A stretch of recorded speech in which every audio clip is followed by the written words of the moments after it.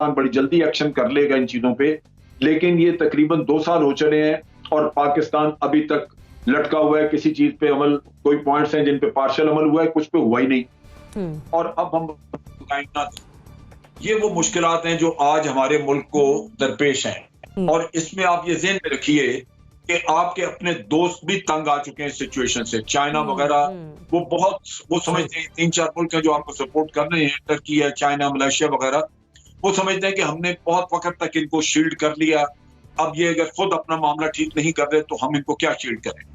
लिहाजा इस मीटिंग के बाद ये एक चीज वाज़ेह है कि आप अगर उनको सेटिस्फाई नहीं कर सकते तो ब्लैक लिस्ट में आप जरूर जाएंगे।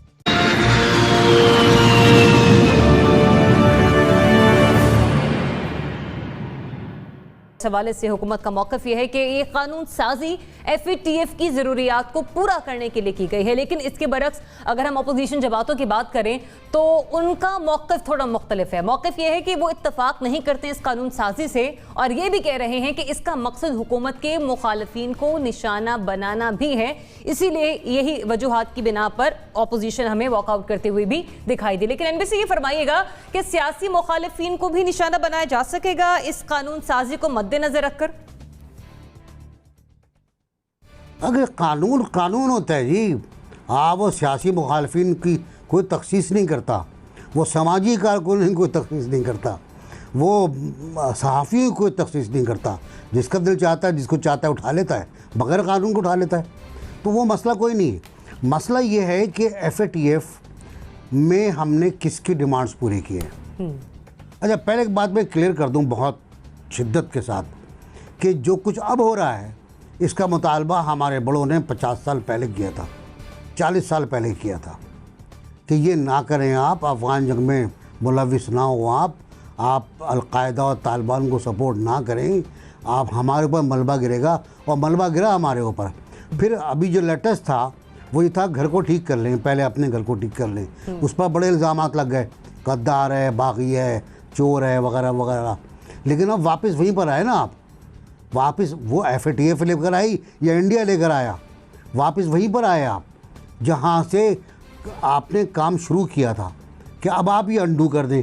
पहले वो लोग भी बड़ा हीरो कहते थे अफगान मुजाहिदीन को, मुजाहिदीन कहा करते थे उनको, सलाम क्या करते। रेगन साहब ने मुलाकातें भी की थी उनसे, अमेरिका के लाडले थे वो, सऊदी अरब के दुलारे थे वो। पहला फ़ंड आता था, ज़बरदस्त फ़ंड आता था, उसामा को भेजा गया कारोबार के लिए पूरा।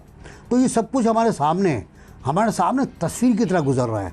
कब गद्दार कहा, कब मुहब्बे वतन कहा, कब पाकिस्तान का प्यारा कहा, कब पाकिस्तान का दुश्मन कहा, अब फिर दुश्मन कहा जा रहा है पाकिस्तान का कि ये पाकिस्तान की पॉलिसी के सामने खड़े हुए, उसके आड़े आ रहे हैं।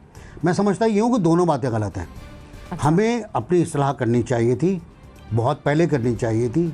हमें अपने आप को ठीक करना चाहिए था, हमें अपने मुआशरे में तशद्दुद को रोकना चाहिए था, क्लाशनकोफ कल्चर को रोकना चाहिए था, ड्रग्स को रोकना चाहिए था। हम नहीं कर पाया, हम शर्मिंदा हैं, हम नाकाम हैं। हमने आवाज़ भी उठाई तो हमें पकड़ लिया गया, हमें गिरफ्तार कर लिया गया, जो मुस्तकबिल के लिए कानून साजी की गई है, now come to the point, जो मुस्तकबिल के लिए कानून साजी की गई है, जो अपोजिशन के मुझे नहीं पता मुस्तकबिल में और क्या जरिया मुझे नहीं पता। छोड़ें अपोजिशन को, बहुत छोटी बात है। मैं मुल्क की बात कर रहा हूँ कि मुझे नहीं पता कि आने वाले वक्त में और क्या मुतालबात होंगे।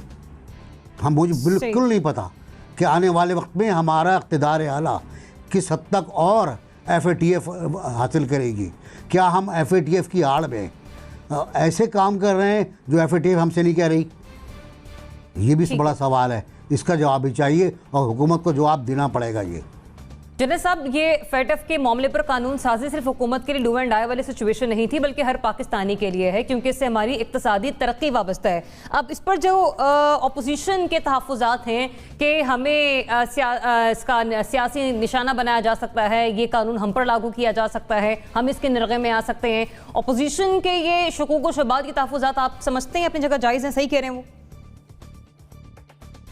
देखिए जरिया, इसका बैकग्राउंड जो है वो ये है कि जब हमें ग्रे लिस्ट में डाला गया तो किसी ने कोई सबूत नहीं दिया हमें कि आपके मुल्क से फलां चीज के बारे में या फलां काम के बारे में टेरर फंडिंग हुई।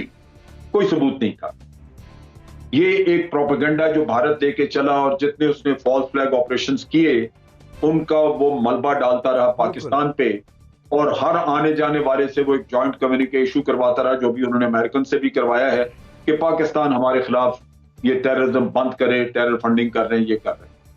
अमेरिका को भी सूट करता था, हमें लाके उन्होंने वहां खड़ा कर दिया FATF में, और शवाहिद किसी के पास नहीं है, किसी के आज दिन तक कोई किसी का सबूत नहीं आया। नतीजा ये कि आप किसी का ट्रायल भी नहीं कर सकते। अब इन हालात में जब आपको वहां पे उन्होंने रखा, 27 पॉइंट आपके सामने रख दिए, 2 साल का वक्त गुजर गया, हम पूरे पे उन पे अमल नहीं कर सके। उनमें खास तौर पे वो पॉइंट हैं जो कि जिन पे कवानीन बनने थे, जो आज अभी 13 नुकात हैं, उनमें से कुछ पे ये कवानीन बन गए, कुछ का काम अभी रहता है। अक्टूबर में आके मीटिंग है जी। और ये एक चीज वाजे है, पहले तो ये कि गवर्नमेंट ने इतना वक्त लिया कि अब अक्टूबर सामने है और आप कवानीन आप पास कर रहे हैं इतने थोड़े वक्त में, आपकी इम्प्लीमेंटेशन जो है वो भी उन्होंने देखनी है कि क्या कानून बन गया तो इम्प्लीमेंट भी हो रहा है। अब इम्प्लीमेंटेशन तो आप नहीं दिखा सकते। लिहाजा इस मीटिंग के बाद ये एक चीज वाजे है कि आप अगर उनको सेटिस्फाई नहीं कर सकते तो ब्लैक लिस्ट में आप जरूर जाएंगे। उसके नतायज उन्होंने खुद जाहिर ये इसी रिपोर्ट में लिखे हुए हैं कि अगर आप ब्लैक लिस्ट में जाते हैं तो हम अपने मेंबर कंट्रीज को इत्तला देंगे, उनको एक सर्कुलर भेज देंगे, उनको बताएंगे कि इस मुल्क के साथ अब बिजनेस ना किया जाए। इसका मतलब है कि आपके साथ फाइनेंशियल डीलिंग 42 मुल्कों की 43 मुल्क 43 उसमें उनकी खत्म हो जाएगी। और यही वो मुल्क हैं दुनिया के जिनकी इकोनॉमीज हैं, जो कारोबार करते हैं। और आप बताइए कि आपका ज़र मुबादला का सोर्स हमेशा के लिए खत्म हो जाएगा जब तक कि आप दोबारा फिर नए सिरे से उनको राजी ना करें। इन हालात में जरूरत इस बात की है कि प्रायोरिटी इस बात की है कि कानून जितना भी सख्त बनता है बनाए, ताकि आप FATF को सेटिस्फाई कर सकें और FATF को सेटिस्फाई करके आप किसी तरह ग्रे लिस्ट से व्हाइट लिस्ट में आए। ये आपके मुल्क का मुफाद है और ये तलवार लटकी हुई है जिसको आपने सेटल करना है। अब कवानीन के बारे में अगर ये कोई कहे, पहली बात तो ये कि ये हमेशा ये हुकूमत में नहीं रहेगी और ऑपोजिशन में नहीं रहेगी। अगर कहा जाता है कि ऑपोजिशन को निशाना बनाया जाएगा तो इस चीज की क्या जमानत है कि ये हुकूमत बैठी रहेगी।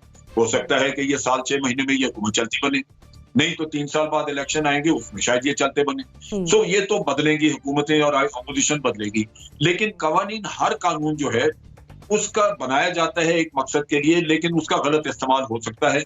उसका सद्देबाब करने के लिए आपको मैकेनिज्म आने चाहिए। जैसे भी कत्ल का कानून है, एक आदमी कातिल होता है लेकिन मुद्दई जो है वो उसके पूरे खानदान का नाम लिखा देता है और उसका हक है, वो जब लिखा देता है तो वो सब मुकदमा भुगतना पड़ता है। वो 4 साल चले, 5 साल मुकदमा चले, उसके बाद वो लोग बरी हो जाए और एक ही पकड़ा जाए बेशक, लेकिन वो सारा खानदान भुगत तो गया, उनकी जिंदगियां तो खराब हुई। अब उसमें ये आप कह सकते हैं कि अगर ये झूठ साबित के जिन लोगों के ऊपर इल्जाम लगाया गया वो बात है ही नहीं, तो इसका मतलब आपको उनको कोई कंपेंसेट करना होगा, ये जुर्माना देना होगा या कोई आप उस पर रखें ताकि लोगों को इस चीज से रोका जा सके। ब्लास्फेमी के लॉ के ऊपर आप देखें कि अपनी जाती जायदादों को मसले होते हैं, लेकिन उस पे ये आपने ये इस बिल को भी डिफाइन किया और ऑपोजिशन इसमें लपेट में आ सकती है, नहीं आप पे भी हर कानून का होता है। लिहाजा इसमें भी वो चीजें होंगी, उनको रोकने के लिए कोई इंतजाम किए जा सकते हैं। आप सजेस्ट कर सकते हैं कि जी इसमें अगर किसी को विक्टिमाइज किया जाए तो विक्टिमाइज करने वाले को अगर साबित हो जाए कि इसने विक्टिमाइज किया है तो इसके लिए ये सजा होगी। लेकिन अगर आप मनी लॉन्ड्रिंग करते नहीं हैं तो आपको फिक्र किस बात की है भाई, आप बनने दे कानून। सो ये इशू है आज आपका एक कौमी बना हुआ कि आप एक ऐसी जगह पे खड़े हैं जहां सिर्फ एक हवा का झोंका चाहिए आपको जोरदार, तो आप खड़ में हो। लिहाजा इस मौके के ऊपर इन चीजों के ऊपर डिबेट करना ये मैं समझता हूं मुनासिब नहीं है। और इस वक्त हमारी टोटल 100% प्रायोरिटी ये है कि हम ब्लैक लिस्ट में ना जाएं और किसी तरह हम वापस व्हाइट लिस्ट में आ जाएं। उस लिहाज से मैं समझता हूं कि किसी को कोई निशाना बनाने का किस्सा नहीं है, ये एक कौमी मसला है जिससे जान छुड़ाने की जरूरत है।